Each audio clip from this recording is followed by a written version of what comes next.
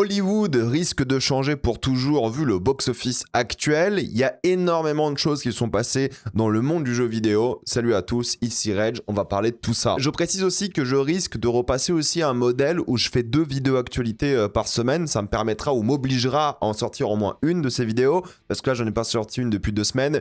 Et ça fait beaucoup plus de taf, je peux moins me concentrer sur certaines choses parce que je pas envie que la vidéo dure genre 2 heures. Donc il y a moyen que je fasse 2 vidéos actu semaine, comme ça c'est plus simple pour moi à faire et je peux me concentrer sur d'autres petites vidéos en même temps, ou grosses vidéos pour le coup, et pas avoir cette pression de ne pas sortir un truc. Bref, je verrai comment je fais, mais je suis désolé de vous avoir laissé comme ça genre 2 semaines sans vidéo actu. Parfois c'est compliqué, vous savez que je bosse beaucoup, donc j'essaie de faire du mieux possible. Et je pense que je vais aussi changer les catégories, je vais passer sur catégorie film, séries et jeux vidéo, parce que catégoriser à chaque fois par Amazon, Netflix, HBO, c'était plus vraiment pertinent ou intéressant, surtout qu'il n'y a pas toujours des actus par rapport à certaines plateformes, il n'y a pas toujours des actus intéressantes ou longues, donc avoir une catégorie genre de 10 secondes, 20 secondes, c'est pas intéressant non plus. Donc il y a quelque chose qui vont changer, je pense quand même. Avant de commencer cette vidéo, j'aimerais vous parler d'une autre passion que j'ai dans ma vie en dehors du cinéma. C'est le voyage. C'est un truc que j'essaie de faire le plus possible, même si je travaille beaucoup et j'ai rarement le temps, j'essaie de bouger, j'adore voyager. Et en général, c'est vrai que je le fais majoritairement en Union Européenne, parce que c'est facile de partir un week-end, c'est beaucoup moins cher, et t'as pas besoin de changer ta carte SIM, en téléphonie, internet, c'est déjà plié, rien à faire. Que ce soit en Estonie, en Roumanie ou en Espagne, ça change rien, vous pouvez y aller sans problème, rien n'a changé. Et lorsque vous quittez l'Union Européenne, chose que j'ai faite récemment pour la première fois de ma vie, eh bien c'est compliqué. Il y a quasiment aucun fournisseur français qui s'occupe de ça. Il y a quelques mois, je suis allé pour la première fois de ma vie en Asie et plus précisément en Chine. Et en Chine, sans internet, vous ne pouvez rien faire. C'est là qu'intervient Seili, le moyen le plus simple et efficace d'avoir internet à l'étranger. Seili est une application d'eSIM, super facile à utiliser. Vous allez dessus, vous prenez l'abonnement en fonction du pays en question, vous suivez les instructions, une fois arrivé dans le pays, ça s'active automatiquement, et c'est bon, c'est terminé. Ça prend genre 5 minutes, et il y a que des avantages. Disponible sur iOS et Android, il y a plus de 200 pays disponibles, et même si vous partez dans plusieurs pays à la fois, en mode road trip, pas besoin de changer d'abonnement à chaque fois. Il y a des packs Seili régions. Vous avez des régions entières, mais si vous voyagez régulièrement, vous avez aussi un pass mensuel Seili Ultra. Surtout si vous voyagez pendant de longues périodes et vous gagnez un temps fou. Imaginez avoir une carte SIM physique, il faut la trouver à l'aéroport, trouver votre réservation, la récupérer, ça prend du temps. Et ça permet d'éviter les scams, vu que tout est disponible sur l'application sans problème. Vous enlevez une vraie partie de stress avec ces potentielles arnaques. Et évidemment, vous évitez aussi les hors forfaits des SIM classiques qui essaient de vous avoir. Genre 10 € les 1 méga. Non mais c'est bon, c'est pas possible, avec Seili c'est terminé ça. Et même si vous n'avez pas assez de gigas, imaginons que vous avez dépassé, eh bien vous reprenez un forfait, vous en achetez plusieurs,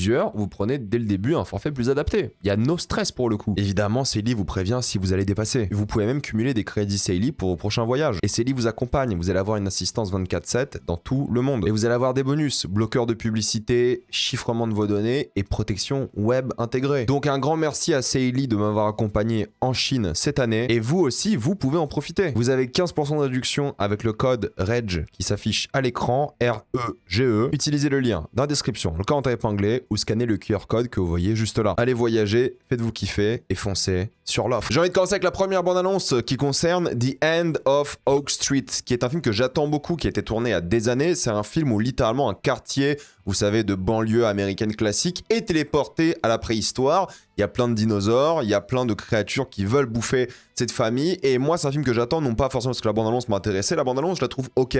Sans plus, ça a l'air plutôt drôle, familial, vibe très Amblin Spielberg. Mais c'est surtout le réalisateur David Robert Mitchell qui s'occupe du film. Donc c'est It Follows, c'est Under the Silver Lake et ce genre de projet. Et il fera bientôt la suite à It Follows, They Follow, ça s'appelle. Et vu que c'est un bon réalisateur qui a fait des bons films, j'ai hâte de voir ce film-là. Mais c'est vrai que la bande-annonce en soi, je me dis, ça a l'air sympathique. Les effets spéciaux sont pas ouf, mais c'est une grosse sortie pour la Warner, sortie IMAX, décalée d'1 an. Déjà, il devait sortir à l'été 2025, donc je suis quand même très curieux de voir ce que ça va donner. Après, je comprends pourquoi ils l'ont décalé. Avoir 2 films de dinosaures la même année, c'était compliqué, parce que l'année dernière, il y avait Jurassic World Rebirth. Donc je comprends, mais c'est que la bande-annonce, objectivement, me donne pas spécialement envie.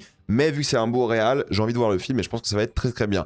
De Giacomo a partagé sa première bande-annonce aussi. C'est un film où un mec veut être un influenceur et il va croiser plein d'autres influenceurs. Vous le voyez au casting, Thibaut InShape, Benjamin Castaldi, Bastos, plein de gens comme ça quoi. Et c'est vrai que moi c'est pas un projet qui m'intéresse personnellement, mais j'ai reçu un lien pour le voir. Du coup je le regarderai, j'en parlerai. Le film sera la semaine prochaine, donc j'en parlerai la semaine prochaine aussi. En général ce genre de projet tu dis mais c'est quoi ce bordel, c'est quoi cette merde. En même temps c'est Xavier Lacaille et je trouve que c'est un bon bon acteur, un bon scénariste. Moi, je l'ai adoré dans Parlement. Je lui laisse le bénéfice du doute. On en parlera sûrement la semaine prochaine. Je ferai une vidéo multicritique avec plein de projets différents, mais je regarderai. Non pas au cinéma parce que j'ai heureusement un lien, mais je le regarderai quand même. Prime Time, c'est une bande-annonce d'un film avec Robert Pattinson sur un Chris Hansen. Chris Hansen, c'est le mec qui faisait l'émission, vous savez, Catch a Predator, où les gens littéralement chassaient des pédos. Et vu l'ambiance de l'œuvre, ça a l'air assez intéressant. Ça fait un peu David Cronenberg sur les médias, sur la morale, et c'est encore plus intéressant parce que Cronenberg, Pattinson, ils ont bossé ensemble plusieurs fois.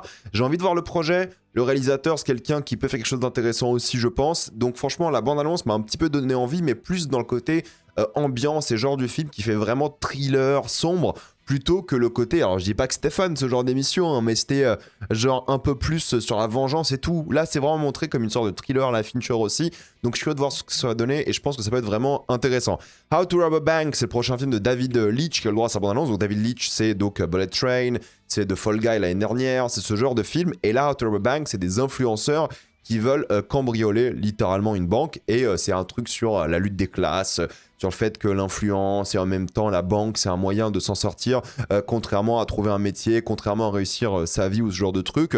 Donc ça peut être intéressant sur le message. Après, ça a l'air aussi barré qu'un Bullet Train avec des costumes, ce genre de trucs sur les réseaux sociaux et tout. Je sais pas ce que ça va donner, ça sort en septembre aux États-Unis. Peut-être j'irai le voir en salle, mais c'est pas un film que j'attends énormément. J'espère juste qu'il soit sympa. Pour parler un petit peu box-office, c'est assez intéressant parce qu'il y a d'énormes succès, d'énormes flops. C'est Les Maîtres de l'Univers qui, pour le coup, est un flop pour l'instant. 54 millions au box-office international pour 200 millions de budget. Le film ne sort même pas en France, pour vous dire. Il sortira directement sur Amazon Prime Video. Et j'ai vu plein d'Américains surtout dire, mais comment ça se fait? C'est quand même Les Maîtres de l'Univers et tout. Les gars, He-Man, je sais pas comment on appelle ça en français d'ailleurs, ça a pas de buzz, hein. C'est fini. Ça fait des années qu'il n'y a plus de buzz sur He-Man. Tout le monde s'en fout de He-Man. Donc mettre 200 millions pour aller chercher la nostalgie de quelques personnes qui aimaient bien Les Maîtres de l'Univers à l'époque, qui sont pas intéressants, une sorte de remake aujourd'hui, je suis désolé, c'était foireux de base. Encore, je fais un petit projet à 50 millions, pourquoi pas. Mais là, le projet, même pas de diffusion en France, même pas une licence qui a la cote aujourd'hui, bah c'est pas possible quoi, c'était sûr que ça allait flopper, donc j'ai pas compris pourquoi ils pensaient que ça allait marcher. 200 millions, peut-être il va marcher au bouche à oreille, peut-être il va marcher en VOD et tout, mais il faudrait qu'il fasse au moins 500 millions pour être rentable. Et là il est à 50 le premier week-end, qui est en général le meilleur week-end d'un film, surtout d'un blockbuster. On va voir le bouche à oreille la semaine prochaine, hein. Mais c'est un énorme échec, et oui, moi j'irai le voir sur Amazon, j'imagine, dans quelques mois quand il sortira en France, quoi. Et puis basta. Mais oui, c'est vrai que c'est un projet. Je comprends pas comment ils se sont dit ça peut marcher et mettre autant d'argent dedans, quoi. C'était juste pas possible. Contrairement à Obsession, où ils ont pas mis beaucoup d'argent, mais le film a dépassé les 220 millions au box-office international. C'est une folie. Rendez-vous compte de ça, c'est un bouche à oreille colossal. J'avais déjà expliqué la semaine dernière qu'un bouche à oreille qui baisse de 30% d'une semaine à une autre est un bon bouche à oreille. Mais dites-vous que Obsession a augmenté de 30%. Donc le bouche à oreille est exceptionnel. Mais vraiment, c'est quasiment du jamais vu, quoi. Ensuite, en troisième semaine, il a augmenté de 10%. Première fois que ça arrive aux États-Unis depuis E.T.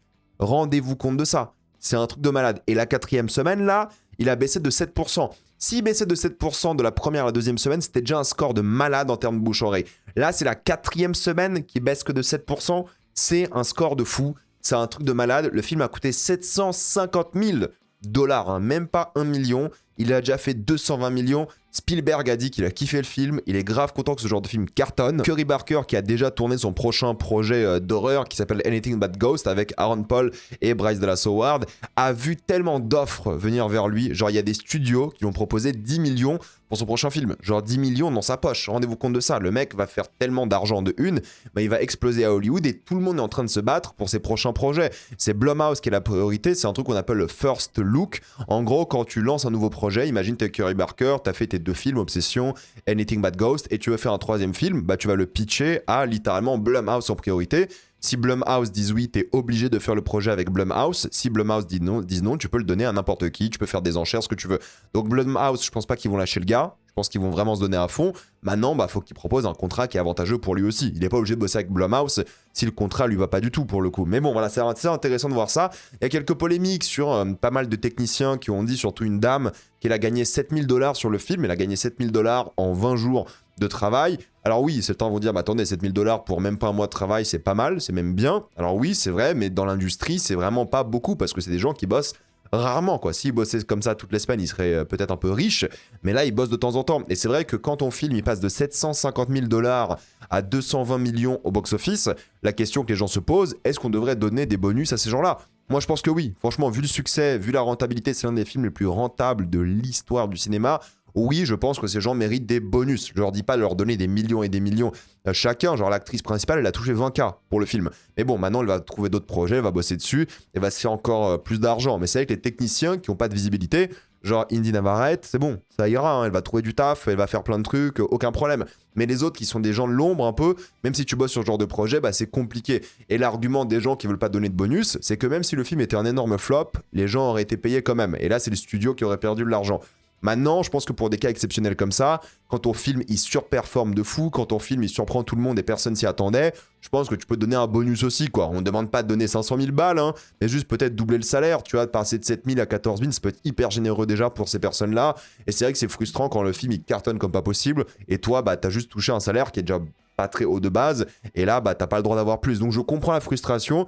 Je suis content du succès du film, on en reparlera évidemment parce que c'est pas fini, hein, ça va évoluer, ça va sûrement aller chercher les 300 millions, mais c'est vrai que je comprends la frustration des gens qui ont bossé dessus. Sinon, un autre film de YouTuber, le deuxième de cette vidéo, et c'est pas le dernier, The Amazing Digital Circus, The Last Act, cartonne.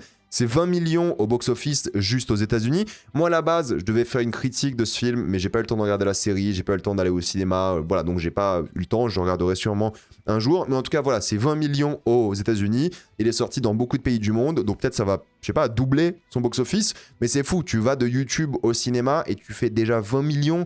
C'est un truc de fou, donc je suis vraiment content pour eux. Je sais pas ce que ça vaut, j'en sais rien. Mais c'est cool que les gens qui sont sur YouTube peuvent comme ça faire une transition, arriver au cinéma et faire littéralement des trucs sincèrement impressionnants, quoi. Donc ça, c'est cool et c'est cool que ça cartonne pour eux. Faut savoir que Super Mario Galaxy, c'est le premier film de l'année à avoir dépassé le milliard au box-office international. Ça a un peu galéré, hein. Pour le coup, ça a mis du temps. Je pense que des films vont y arriver aussi, comme Michael qui a 900 millions. Toy Story 5 dans quelques semaines et tout, mais c'est que ça a mis du temps à arriver à 1 milliard de dollars au box-office. C'était un peu plus galère que prévu, mais voilà, le film est arrivé. Moi, vous savez que j'ai détesté le film pour le coup, donc je m'en fous un petit peu, mais c'est que ça a fait moins d'argent que le premier qui était 1,3 milliard, 1,4 milliard.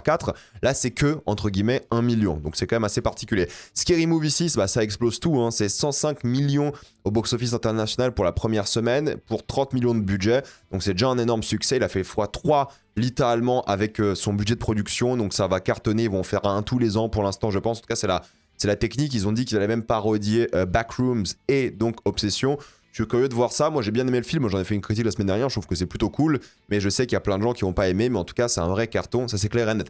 Mais si on parle de Backrooms, le troisième film de YouTuber de la vidéo, c'est un énorme succès, quoi. Backrooms a battu Timothée Chalamet. C'est devenu de loin, le plus rapidement d'ailleurs, le plus gros succès de l'histoire d'A24 avec plus de 200 millions de dollars. Donc en valeur absolue, c'est le plus gros succès. Genre, on prend pas le budget de production en rentabilité, le budget du film c'était 10 millions. Même en ignorant le budget du film, c'est littéralement le film qui a le mieux marché de l'histoire d'A24. 200 millions pour l'instant, il n'est pas sorti dans le monde entier. Moi, je suis allé à Londres pour le voir, pour le coup. Il est pas mal, le film. Voilà, je vous dis maintenant, tout de suite, il est pas mal. Ma critique sortira la semaine prochaine. Je considère que c'est un film qui est vraiment intéressant et que les gens vont apprécier, même s'il a quelques problèmes, on en parlera. Mais en tout cas, voilà, c'est le plus gros succès. Il a battu la tournée mondiale de Timothée Chalamet où tout le monde lui disait de faire du marketing, de promouvoir Marty Suprême, les Oscars et tout. Non, là, le mec, il sort Backroom, 200 millions en 10 jours, même pas, le film n'est pas encore sorti dans le monde entier. C'est un truc de fou. Spielberg est grave content du succès du film aussi. Il n'a pas encore vu le film, pour le coup, il le verra, il en parlera. C'est un mec qui a été contacté quand il avait 16 ans pour faire le film Backroom, là il en a 20,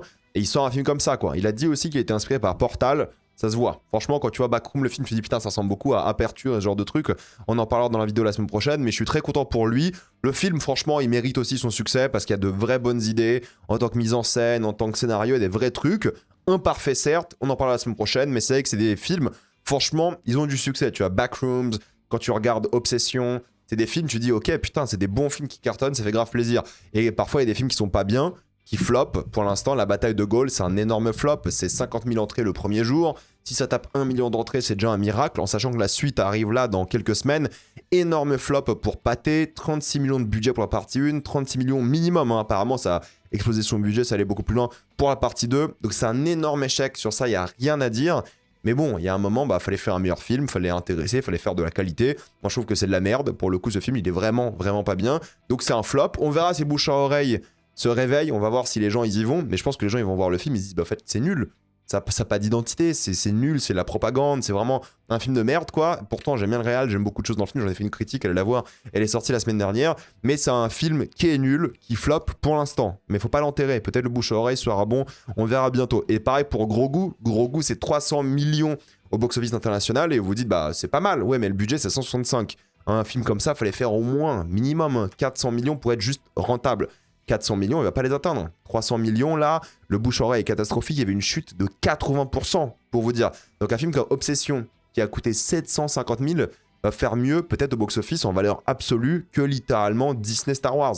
Rendez-vous compte de ce qui est en train de se passer à Hollywood, quoi. C'est un raz-de-marée de petits films indépendants, de licences originales, d'idées originales. Je veux dire, Kane Parsons, c'est pas qu'il a inventé Backroom, mais c'est lui qui a popularisé Backroom aussi. Obsession, c'est une idée originale. The Amazing Digital Circus, je crois, c'est une idée originale, même si c'était une petite sortie, c'était genre un week-end. Pour ça, je suis grave content du succès de ce genre de film et que les gens ne vont plus voir du slop, quoi. Comme In the Grey, le film de Guy Ritchie qui a été tourné il y a 3 ans déjà, le film avec Henry Cavill, Jake Gyllenhaal, même pas 15 millions au box-office pour 70 millions de budget. Le film, il sort même pas en France, chez nous, au cinéma, il sortira sur Prime.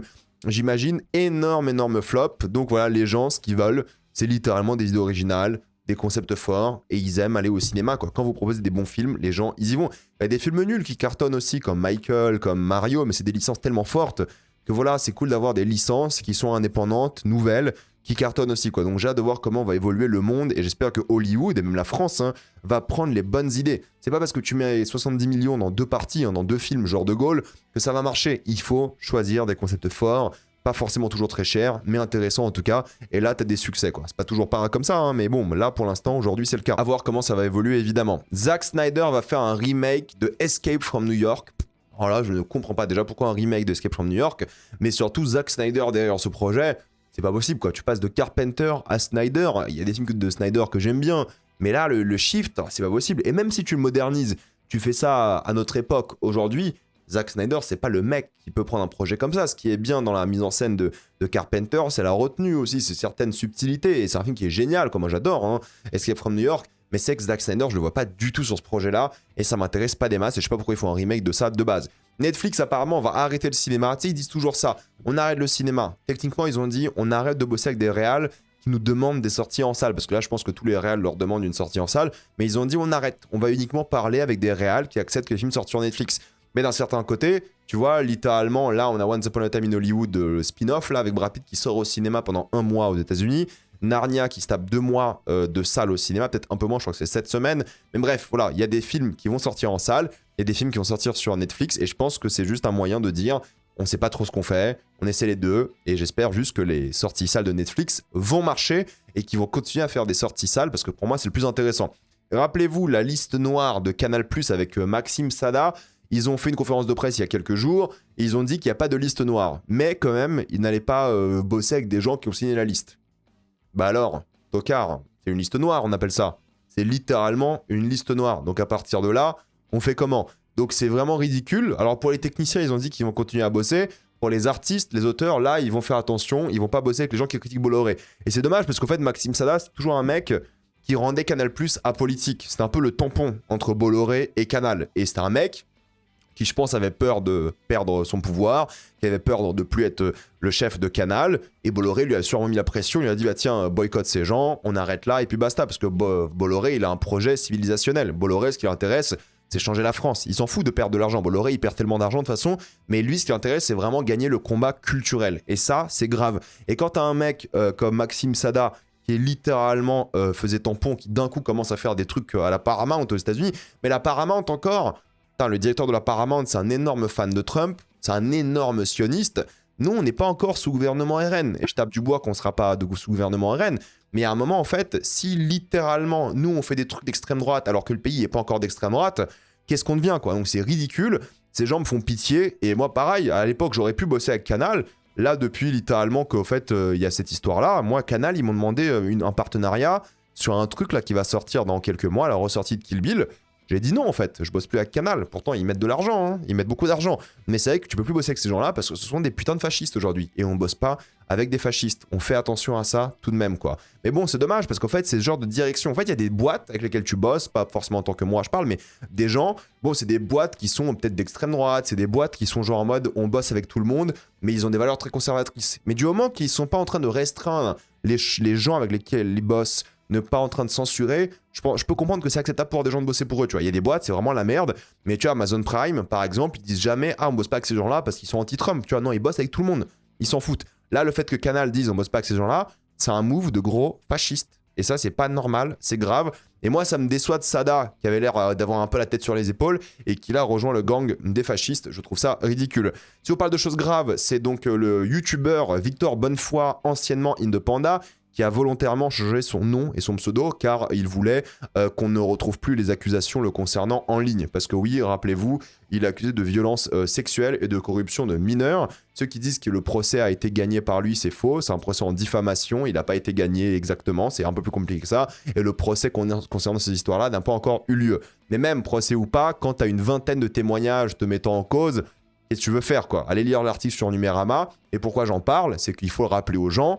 Il y a un film qui sort de lui, de Victor Bonnefoy, qui s'appelle Adieu l'amour, qui va sortir dans littéralement quelques mois, et c'est lui qui l'a réalisé. Donc si vous voulez soutenir ce genre de choses, vous le savez. Voilà, si vous voulez aller voir le film, vous savez, vous faites ce que vous voulez de cette information, vous faites ce que vous voulez du fait de le soutenir ou pas sur les réseaux. Voilà, c'est quelqu'un qui a 20 témoignages contre lui, qui le mettent en cause pour plein de raisons différentes, et quand vous savez un peu le domaine, bon... Hein, je vais rien dire, hein, on va pas se reprendre des procès, mais voilà, c'est pas surprenant, disons ça comme ça, quoi. En tout cas, voilà, c'est un truc qui se fait, son film va sortir, ne le soutenez pas, à titre personnel, j'ai pas envie de soutenir ce genre de personnes avec littéralement un billet au cinéma, c'est le genre de film qui devrait flop en réalité, je préfère soutenir un mec comme Willem, même s'il fait un film de merde, il n'y a pas d'accusation, qu'il y a un mec qui a 20 témoignages qui le mettent en cause. Donc ça, c'est ridicule. Mais de toute façon, il y aura d'autres articles, j'imagine, par la suite, quand son film sortira. Quand il y aura d'autres procès par la suite aussi. On verra ce que ça va donner. Mais en tout cas, évidemment, je n'allais pas soutenir. Moi, en tout cas, je vais pas soutenir. Et je recommande à tout le monde de pas soutenir son film de merde. Même si son film est bien, faut pas soutenir ce genre de personnes. Et encore moins pour ses vidéos, ses podcasts à la con. Faut pas soutenir ce genre de gars qui a tellement des grosses accusations comme ça au cul. Je trouve que c'est absolument pas normal. Et je sais même pas pourquoi il y a encore une carrière sur les réseaux, quoi. Change de taf, mec. Sois normal. Parce qu'il y a plein de gens, quand je fais ce rappel, ils savent pas que littéralement ce mec, il a des casseroles comme pas possible au cul, quoi. Donc faites gaffe à ça. Martin Scorsese a dit qu'il était pro intelligence artificielle, qu'il a beaucoup utilisé l'IA générative pour faire des storyboards. Bon, voilà, ça peut décevoir des gens, ça peut ne pas décevoir des gens, j'en sais rien. Le truc, c'est que l'IA, c'est bon en fait. Elle est là, on peut plus rien faire, on peut plus lutter contre. Alors, il y a des artistes qui peuvent lutter contre et pas bosser avec de l'IA générative. Mais bon, il y a un moment, Scorsese, il est en fin de vie, littéralement. Il a envie de faire le plus de films possible. Il storyboard, ça va plus vite. Voilà, c'est ça aussi, hein. On peut dire ce qu'on veut, il va pas générer des scènes de ses films comme ça, mais il va storyboarder, et storyboarder, ça fait gagner du temps, parce qu'il demande à quelqu'un d'écrire des trucs, ça fait des... Voilà. C'est comme ça, vous en pensez ce que vous voulez. Moi, je pense que j'arrête de combattre l'IA, parce qu'on peut pas gagner ce combat-là, tu vois. Enfin, pour moi, c'est fini, entre guillemets, l'IA est là, on peut rien faire, c'est comme ça, c'est peut-être pas éthique, c'est peut-être pas moral, mais tout le monde va l'utiliser, c'est un combat perdu d'avance. Moi, ça me déçoit un petit peu. Le jour où je vais voir des scènes full générées par intelligence artificielle, comme dans le film de Soderbergh, que j'ai pas vu, mais vous savez, celui sur John Lennon, bon, là, ça va me faire chier. Mais pour l'instant, si c'est pour la pré-production, c'est moins chiant. Mais bon, je comprends que ça énerve les gens. Moi, c'est bon, c'est un combat, entre guillemets, que j'arrête de combattre par rapport au cinéma, par rapport à l'art, parce que je sais que c'est dans les séries, je sais que c'est dans les jeux vidéo, je sais que c'est dans le cinéma, et là, franchement, on peut plus rien faire. On peut se plaindre et tout, mais on peut plus rien faire, parce que ça sera utilisé à tous les niveaux de la création, quoi, entre littéralement les effets spéciaux, le storyboard, la pré-prod, la post-prod, lors de tournage, c'est là que ça me fait un petit peu peur. J'ai juste pas envie de voir des trucs générés par IA, genre une scène entière. Si c'est pour aider des artistes et tout, why not? Des outils, quoi. Mais si c'est pour créer des trucs de A à Z avec des prompts, moi ça m'intéresse pas du tout. J'espère que la limite sera pas vraiment franchie de manière sérieuse au cinéma. Si on parle de cinéma, c'est l'IMAX de Bruxelles, le Kinépolis Bruxelles, qui aura le droit à un écran 70 mm, une projection adaptée pour l'arrivée de l'Odyssée en salle. Et oui, enfin, on va avoir une autre salle 70 mm en Europe, contrairement à la seule qu'on avait avant, donc à Londres. Il y en a une à Prague aussi, mais c'est qu'ils ne diffusaient pas tous les gros films. Là, pour l'arrivée de l'Odyssée, le premier film de fiction de l'histoire à être tourné intégralement en IMAX 70 mm, il y a le Kinépolis de Bruxelles qui va donc rajouter une projection 70 mm. Et ça, c'est génial. IMAX 70 mm. Hein, parce que j'ai vu le Grand Rex dire qu'il diffuse en 70 mm, mais c'est pas le bon format. Là, c'est le format IMAX 70 mm dans une salle IMAX 70 mm, ça sera un sacré événement. Moi, j'essaierai d'y aller aussi pour voir le film dans ce genre de situation, parce que c'est la situation optimale pour découvrir l'Odyssée. Et si on parle de l'Odyssée, il y a quelques trucs assez rigolos quand même, c'est que c'est le plus gros score aux États-Unis de prévente de tickets depuis 2022. C'est le film le plus cher de la carrière de Nolan avec 250 millions, et c'est aussi le film le plus cher R-rated. Donc ce sera un film visiblement très violent. Je crois que c'est le premier ou l'un des premiers de la carrière de Nolan à être R-rated. Peut-être Oppenheimer l'était aussi, si je dis pas de bêtises. Mais en tout cas, voilà, c'est un film qui sera R-rated, gros budget de Nolan. Et c'est marrant parce que Pattinson était le seul mec, ou seul acteur, plutôt pas seul mec, hein, à avoir demandé le script avant de dire oui à Nolan. En fait, tout le monde a dit oui à Nolan, et Pattinson a dit non, moi je veux lire le scénario avant. Et Nolan était un peu étonné, genre, tout le monde a dit oui, pourquoi tu dis pas oui? Je fais non, mais je vais dire oui, mais laisse-moi lire. Je trouve ça assez rigolo, et ça montre pourquoi Pattinson a une carrière de malade aujourd'hui, c'est qu'il choisit des projets intéressants, il lit les scénarios, il fait son taf et tout. Donc voilà, l'Odyssée au Kinépolis de Bruxelles, 70 mm, c'est un truc qui est possible. Enfin, ça sera pas possible, ça va se faire pour le coup, mais vous pouvez peut-être y aller, c'est moins cher que Londres, c'est plus proche que Londres. Voilà, l'Eurostar, c'est cher. Là, un TGV pour aller à Bruxelles, ça va. La vie à Bruxelles, elle est moins chère. Bruxelles, c'est une ville que j'adore, pour le coup, j'adore Bruxelles, j'aurais grave kiffé y vivre aussi.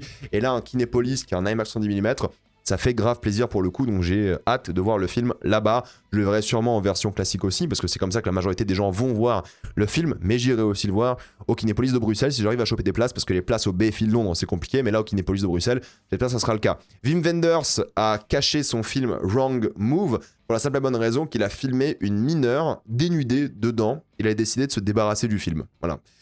On peut dire ce qu'on veut, c'est un peu bizarre, c'est très étrange comme situation. Moi j'ai pas vu le film pour le coup, mais voilà, il a supprimé le film entre guillemets, il est plus accessible à cause de cette histoire. Après on peut toujours le trouver évidemment, hein, mais en tout cas à cause de ça, vu qu'il a filmé une fille de 13 ans dénudée, seins nus, ça le dérange. Enfin bon, ça le dérange maintenant, ça l'a pas dérangé quand il a fait le film il y a hyper longtemps. C'est un autre débat ça. Evil Dead Wrath a terminé son tournage. Il faut savoir que Evil Dead Burn, ça sort là dans quelques semaines en juillet par Flaubert et Sébastien Vanitschek. Ça a l'air bien. Et le tournage de Evil Dead Wrath est terminé aussi. C'est par le mec qui a fait Last Stop in Yuma Country. J'ai pas vu le film pour le coup, mais apparemment il était sympa. Et il sortira en 2028. Je pense que c'est intelligent de pas sortir ces deux films vraiment d'affilée. Ne pas faire comme, tu sais, 28 ans plus tard où les deux sortent à 7 mois d'écart et les gens ils ont pas compris qu'il y a deux films. Là, donner 2 ans entre les deux, même si le tournage est terminé. En vrai, c'est cool. Ça laisse le temps de faire la post-prod convenablement.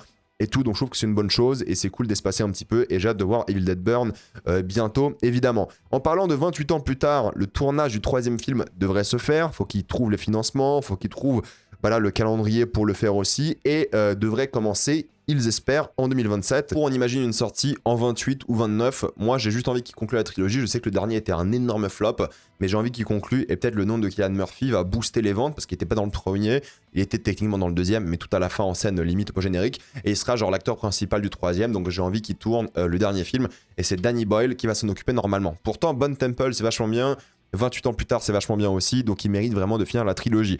Jafar Panahi est officiellement en prison. Rappelez-vous, hein, il devait aller en prison après un simple accident, parce que c'est un film qui a tourné de manière illégale. Il est en prison, voilà, il va se taper 1 an de prison dans son pays. C'est comme ça, c'est le jeu, il avait promis d'y aller après littéralement la Palme d'Or, les Oscars et tout. Il est allé, il y est.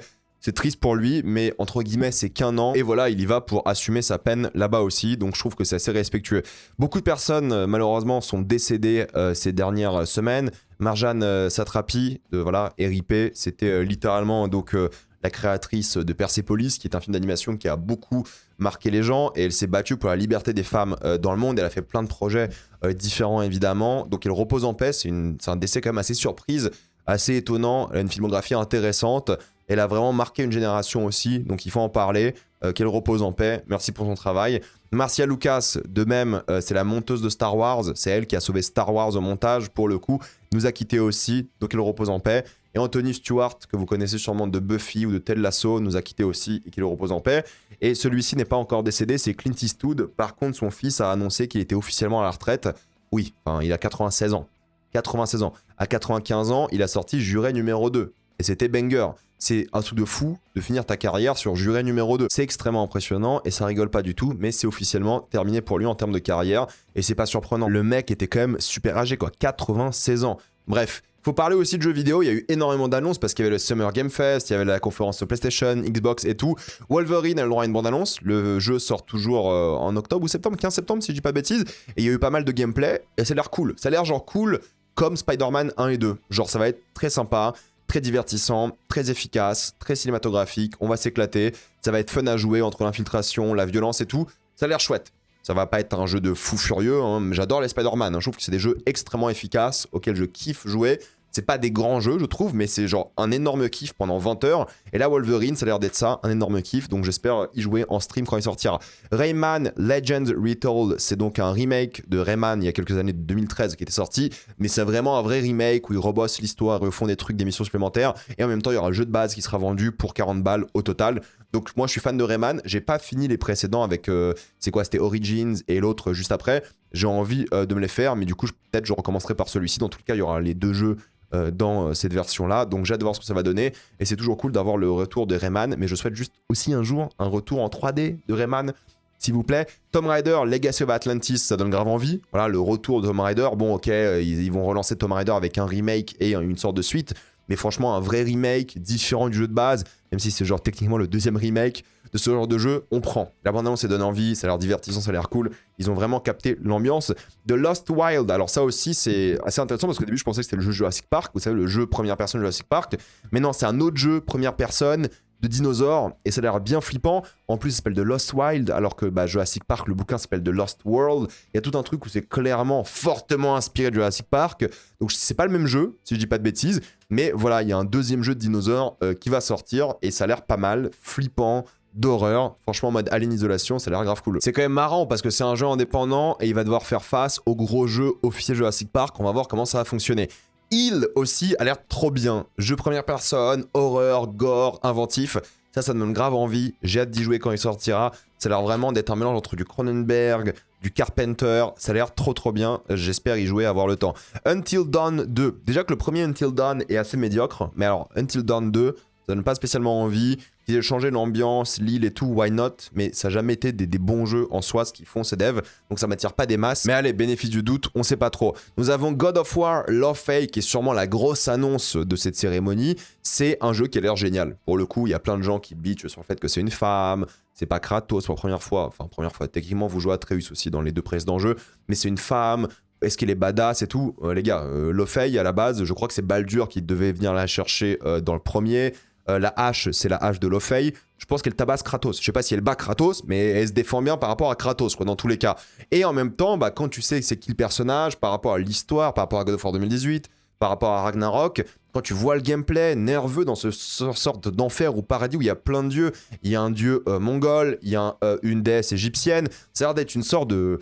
ouais, d'enfer avec toutes les divinités du monde entier. Ça a l'air extrêmement divertissant, le gameplay a l'air nerveux. Moi, la seule critique que je peux faire, c'est que le gameplay a l'air très similaire à God of War Ragnarok. Il n'y a pas beaucoup de différence, peut-être le fait qu'elle a une épée, genre de truc, c'est peut-être un peu plus nerveux aussi. Ma seule déception, c'est ça. Ça n'a pas l'air assez, entre guillemets, révolutionnaire. Ça a l'air d'être la même formule, vite fait réadaptée. Ça m'inquiète un peu, donc j'ai envie de voir plus de gameplay, parce que c'était avant tout une sorte de bande-annonce cinématographique avant tout pour montrer les capacités de la console, le côté cinématographique aussi des cutscenes et tout. Il n'y avait pas énormément de gameplay en soi, même si c'est du in-game hein, pour le coup. Donc j'ai hâte de voir ce que ça va donner. Mais voilà, tous les misogynes, tous les cons qui disent qu'ils veulent pas jouer Lothei, elle a l'air extrêmement badass, extrêmement stylée. Et le plus intéressant dans l'histoire, moi je trouve que c'est assez rare, ou voire j'ai jamais vu ça en tout cas, de jouer dans un jeu AAA comme ça, blockbuster, gros budget, une femme qui a, je dirais, la quarantaine, quoi. Une mère de famille qui a la quarantaine, qui va être extrêmement badass. C'est du jamais vu dans Last of Us 2.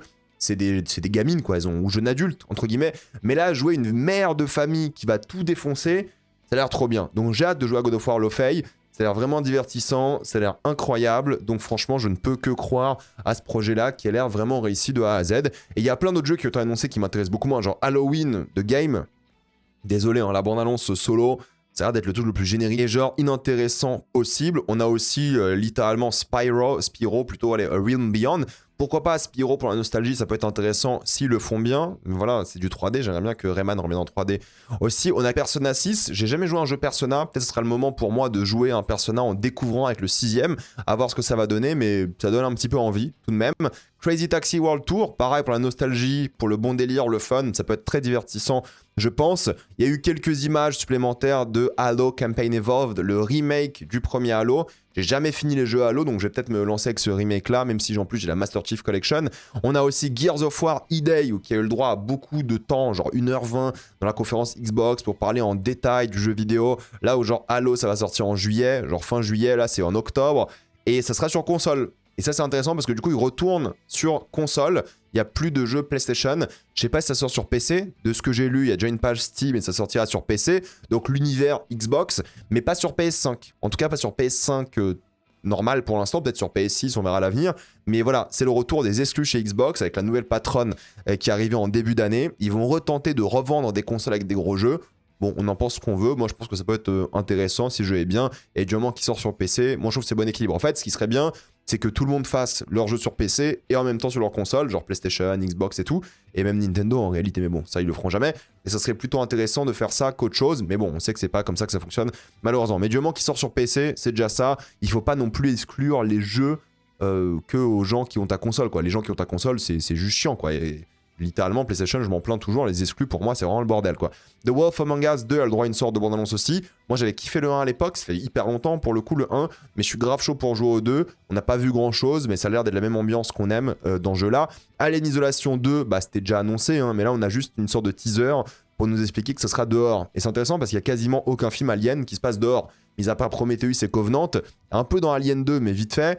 Avoir un jeu Alien en extérieur, ça peut être méga intéressant pour le coup. Final Fantasy VII Révélation, j'ai pas fait les deux précédents, ça m'intéresse pas des masses, pourtant j'ai beaucoup aimé le Final Fantasy VII classique, mais ça a été annoncé comme la grosse annonce du Summer Game Fest, ça sortira en février 2027, allez, pourquoi pas, ça peut être pas mal, mais ça me fait chier parce qu'en fait tous les jeux ils sortent en 27 à cause de GTA.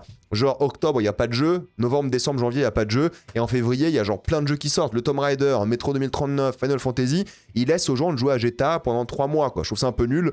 Mais bon, à la limite, je peux comprendre. So Genesis, ça a l'air grave nul. C'est un truc à la Dead by Daylight 3v1. Moi, personnellement, ça m'intéresse pas du tout. Resident Evil Veronica, vu que je suis en train de me les faire en ce moment, les jeux Resident Evil, c'est le genre de jeu qui m'intéresse et j'ai envie d'y jouer. J'espère avoir le temps de tout finir avant qu'ils sortent en 2027. Normalement, ça devrait être bon parce que les jeux Resident Evil sont pas très très longs. The Last Ronin, c'est un jeu Tortue Ninja qui est donc adapté du comics The Last Ronin. Ça peut être intéressant, c'est Platinum Games qui s'en occupe, Bayonetta. Moi, je dis que ça peut être quelque chose qui peut être sympa, à voir ce que ça va donner. Il y a Tupac dans Stranger Than Heaven. Moi, ça me met toujours mal à l'aise quand je vois genre des acteurs décédés dans des œuvres, ou des chanteurs dans ce cas-là. Je trouve ça toujours un petit peu bizarre. Bon, il y a eu l'accord de la famille, il y a Snoop Dogg et tout qui en a parlé. Mais moi, je suis toujours gêné quand je vois des gens décédés revenir en tant qu'élément marketing dans des jeux, des films, des séries. Moi, ça me dérange un petit peu. Ouais, c'est comme ça. Mais en tout cas, il est présent. Gen Atlas, c'est le prochain jeu de Team Ico, donc Shadow of the Colossus, The Last Guardian et Ico évidemment. Moi, j'ai kiffé Ico, Shadow of the Colossus, j'adore ces jeux. Gen Atlas, on dirait un peu Shadow of the Colossus, SF, mais hyper différent. À voir ce que ça va donner. Je suis curieux tout de même. Je pense que ça peut être bien. On a aussi la grosse annonce concernant Fable avec Ellie Atwell qui sera donc l'antagoniste du jeu. Le jeu Fable a l'air génial pour le coup. Mais il a été décalé aussi de littéralement la rentrée à février comme tous les jeux. Ça me fait un peu chier. Février, il faudra juste jouer à des jeux, pas regarder de films. Mais en tout cas, Fable, ça a l'air hyper divertissant. Ça a l'air vraiment bien. Il y a un truc un peu comique, british, The Office forcément. Et en même temps, un truc sérieux, Dark Fantasy. Il n'y a pas de VF. Bon, moi j'ai toujours dit la même chose, il n'y a pas de VF à cause des contrats qui sont faits en France par rapport à l'IA, parce qu'il y aura des doubleurs dans d'autres versions, dans d'autres pays, mais c'est qu'en francophonie ce ne sera pas possible à cause justement des doubleurs qui refusent ces clauses IA, donc c'est vraiment un truc de force de la part de Microsoft qui essaie de faire chier les consommateurs et en faisant chier en même temps les doubleurs qui vont pas bosser. Moi je considère que les jeux vidéo pour le coup, je l'ai toujours dit, doivent avoir un doublage, parce qu'en fait tu peux pas jouer et lire en même temps. Il y a des combats dans Fable, parfois les personnages vont parler pendant que tu te bats, tu peux pas lire et te concentrer sur le combat. C'est genre hyper compliqué. Sauf si tu parles anglais là, c'est ok, mais du coup tu joues en anglais. Mais ça fait chier parce que c'est un jeu qui est tellement british qu'il faudra y jouer en anglais. Il y aura des sous-titres français, il n'y a pas de souci sur ça. Mais c'est vrai que pour des gens qui ont des handicaps, ce vrai genre de vrais problèmes, tu vois, mais pas que. Et en même temps pour des gens qui veulent juste pouvoir se battre et lire, bah ouais, c'est un petit peu chiant quoi. C'est genre compliqué. Donc je comprends les gens qui jouent en VF. La VO sera toujours mieux, évidemment. Mais pour les jeux vidéo, je suis moins extrême que pour les films, mais j'ai hâte de quand même de jouer à Fable parce que c'est génial. The Witcher 3 Songs of the Past, c'est l'extension qui a été annoncée du jeu, et je me demande si c'est pas genre un remake des bouquins, genre ils vont enfin adapter les bouquins, ils ont fait des suites aux bouquins, évidemment, mais là ils vont peut-être adapter les bouquins, Et je pense que ça serait une bonne idée parce que surtout avec Netflix et la série télé qui a adapté en mal beaucoup des bouquins, là ça peut être le jeu qui te dit, écoutez, nous les bouquins, on connaît, on adapte ça bien dans le jeu vidéo, ça peut être intéressant. Pourquoi pas, à voir ce que ça va donner.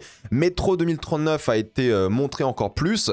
On a plus d'informations, c'est Hunter, du coup, qui joue le Führer. Il appelle ça comme ça, c'est un nazi, genre littéralement. Donc c'est un monde fasciste, autoritaire. Il y avait déjà des nazis, déjà des communistes à l'époque dans les jeux Metro, bien sûr.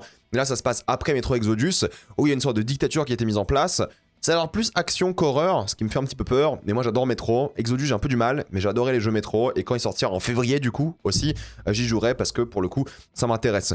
Guild Wars 3 a été annoncé, moi j'ai joué 1600 heures à Guild Wars 1 à l'époque quand j'étais gamin, j'ai joué 200 et quelques heures à Guild Wars 2, et quand j'ai vu Guild Wars 3 annoncé là, j'ai même pas remarqué que c'était Guild Wars, la DA pour moi elle est complètement différente, mais pourquoi pas. Et en MMO, ça m'intéresse pas des masses, les MMO j'ai lâché, mais peut-être par nostalgie j'y jouerai un petit peu, voir ce que ça donne.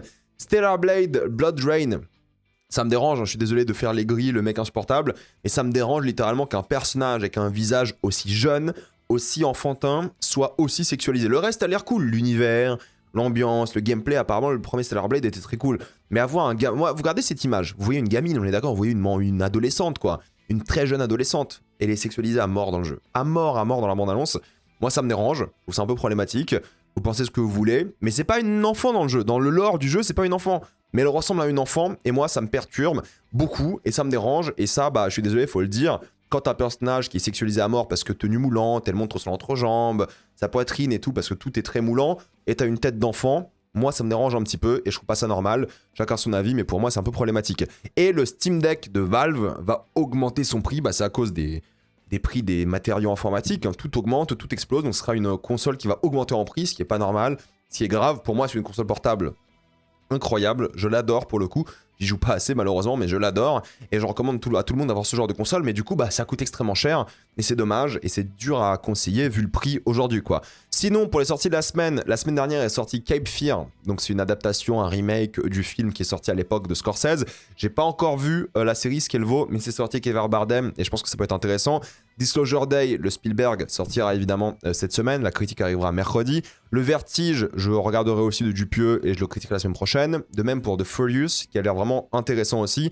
Et de Christopher, ce que je critiquerai aussi donc la semaine prochaine sur ma chaîne YouTube.